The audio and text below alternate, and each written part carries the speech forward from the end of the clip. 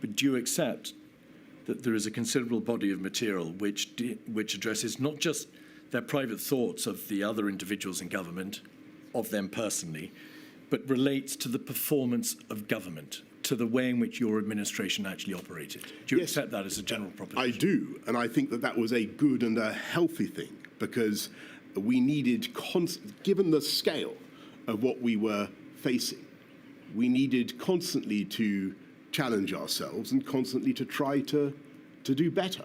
Your own chief advisor, Mr. Cummings, described on the 4th of May something the government had done as being the best success of the whole criminally incompetent government performance. How could that be a good thing? Because what he is trying to do is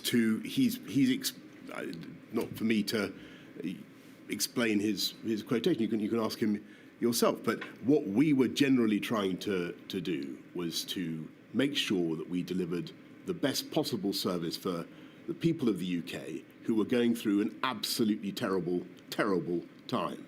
And it would not have been right to have a load of, if we'd had a load of WhatsApps saying, aren't we doing brilliantly, folks? Isn't this going well? I think your criticisms might have been, frankly, even more pungent. On the 27th of March, after Mr. Cummings had asserted that Whitehall had nearly killed huge numbers of people and cost millions of jobs, and that Mr. Hancock had failed to get on top of the testing problems, you yourself said these 3 words, totally fucking hopeless.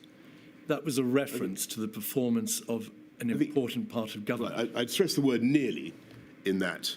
No, your response, Mr. Johnson. And I would say that my job was not uncritically to accept that everything we were doing was good, though as it happens, as I said to you, I do think that the country as a whole had notable achievements during the crisis. My job was to try to get a load of quite disparate, quite challenging characters to keep going and through a long period, and to keep doing their level best to protect the country. That was my job.